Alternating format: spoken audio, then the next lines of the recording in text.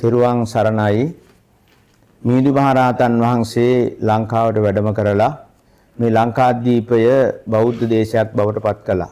උන්වහන්සේ වැඩම කරලා මේ රට බෞද්ධ සංස්කෘතියක්, බෞද්ධ ශිෂ්ටාචාරයක් ශ්‍රී ලාංකේය ජනතාවට උරුම කරලා දුන්නා. මේ බෞද්ධ අධ්‍යාපනයේ ආරම්භය මිහිඳු මහරහතන් වහන්සේ මුල් කරගෙන මහා විහාරය අනුරාධපුර යුගයේ මුල් කරගෙන තමයි විශිෂ්ට බෞද්ධ සංස්කෘතියක් ගොඩනගුණේ. ඉතින් අපි ඉතිහාසය දිහා බලනකොට අවකන ප්‍රතිමාව දිහා ඉතිහාසයේ විමසන විට ඒ බරණ කියන ඒ කලාකරුවා තමන්ගේ නිර්මාණය කළේ දවසකට පැය දෙකක්. අනිත් හැම වෙලාවකම එතුමා තමන්ගේ රැකියාව කරන්න අමතරව භාවනා යෝගී විඳලා හිත දමනය කරගෙන අවකන ප්‍රතිමාව නිර්මාණය කළ බව ඉතිහාසයේ සාක්ෂි දරනවා. එවන් ලෝක පූජිත අවකන ප්‍රතිමාවක් නිර්මාණය කළේ පන්සල මුල් කරගත්ත අපේ සංස්කෘතිය, අපේ කලාව. ඒ ලෝවා මහා ප්‍රාසාදය, රුවන්වැලි සෑය, සෝමාවතිය වැනි මහා විශ්වකර්ම දාගැබ් ඉදිකලේ බෞද්ධ අධ්‍යාපනයේ මුල් කරගෙන ශික්ෂාකාමී භික්ෂුන් වහන්සේලාගේ අවවාද අනුශාසන ඇතුව.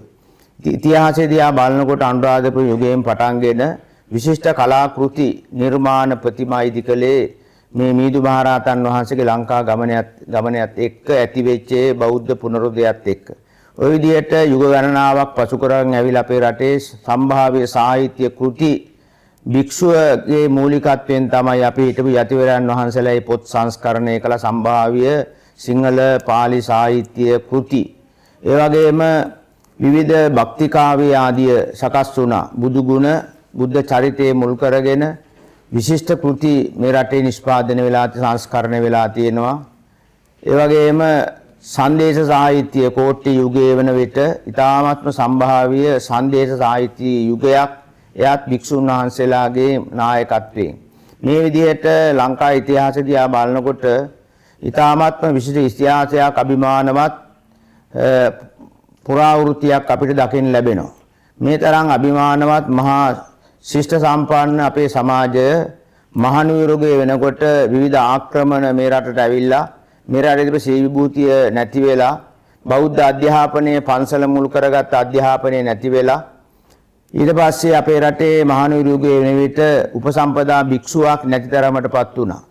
ඒ යුගයේ ජාතියේ පිනට පහළ වෙච්ච අසරණ සරණ පිණ්ඩපාතික සරණංකර හාමුදුරන් වහන්සේගේ අප්‍රතිහත ධෛර්යය නිසා උන්වහන්සේ ඒ පරිහානියට පත්වෙච්ච මේ භික්ෂු සමාජය නැවත ඇති කිරීම සඳහා උන්වහන්සේ මහා කාර්යභාරයක් කළා. උන්වහන්සේ ලෙව්කේ කියන ඒ කෙනාගෙන් පවා පාලි භාෂාව ඉගෙනගෙන බාලාවතාරයේ ආදී පාලි ව්‍යාකරණ ඉගෙනගෙන උන්වහන්සේ යම් අවබෝධයක් දැනුමක් ලබාගෙන මේ රටේ නැති වෙලා තිබිච්ච උපසම්පදාව නැවත ඇති කිරීම සඳහා විශාල කාර්යභාරයක් රජතුමන්ගේ අනුග්‍රහයෙන් අපේ පිණ්ඩපාතික අසරණසර සංඝරාජෝත්තමයන් වහන්සේ උන්වහන්සේගේ මේ මහා යුග මෙහෙවර දිහා කල්පනා කරන විට උන්වහන්සේ නියමකන්ද පිරිවන ආරම්භ කරලා ඉන් අනතුරු පැල්මණ්ඩුල පිරිවන, ඊට පස්සේ රත්මලාන පරම ධම්මචේතිය පිරිවන ආදී පැරණි පිරිවෙන් ආරම්භ කලින් අනතුරු මේ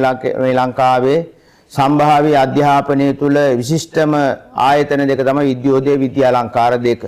ඒ පිරිවෙන් දෙක මුල් කරගෙන තමයි සාකා ප්‍රසාකා ලංකා පුරාම ත්‍රිනිකායික මහා සංඝරත්නය වෙන විට පිරිවෙන් 825 ක්‍රියාත්මක වන්නේ.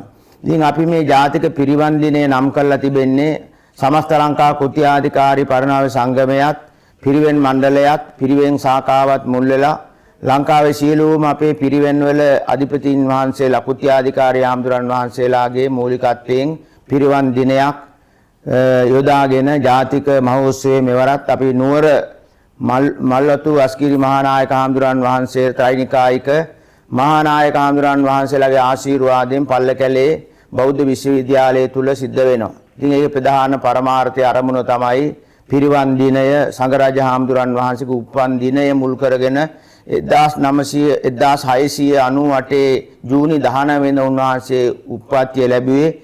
ඒ සුවිශේෂී දිනය සීකිරීම සඳහායි පිරිවන් දිනය යොදාගෙන තිබෙන මෙවරත් අපි අග්‍රාමාත්‍යතුමියගේ ප්‍රධානත්වයෙන් ත්‍රිනිකායික මහානායක මාහිමිපාණන් වහන්සේලාගේ ප්‍රධානත්වයෙන් සිද්ධ වෙන නිසා අපට දල්දා මාලිගාවේ ගරු දියවර නිලමේතුමන්ගේ පූර්ණ අනුග්‍රහයත් ඒ වගේම මධ්‍යම පළාත් ආණ්ඩුකාරතුමාගේ අනුග්‍රහයත් ඇතුව ඒ වගේම අස්ගිරි මහා පිරිවෙනේ අනුග්‍රහය ඇතුව අපට මෙවර මේ පින්කමට විශාල දායකත්වයක් ලැබුණේ. හැම දිනාටත් අපේ පිරිවෙන් අංශයේ සියලුම අධ්‍යක්ෂක හාමුදුරන් වහන්සේලා ලේකම්තුමන්ලා ඇතුළු ගරු අග්‍රාමාත්‍යතුමිය ජනාධිපතිතුමාගේ අනුග්‍රහයෙන් අමාත්‍යාංශ ලේකම්තුමා ඇතුළු හැම දිනාගේම දක්වන සහයෝගය අගය කරමින් අපේ පිරිවෙන් අධ්‍යාපන ඉදිරියටත් තව තවත් ශක්තිමත් කරගෙන යන්නට හැම දිනාටගේම ආශිර්වාදය අපි ප්‍රාර්ථනා කරනවා.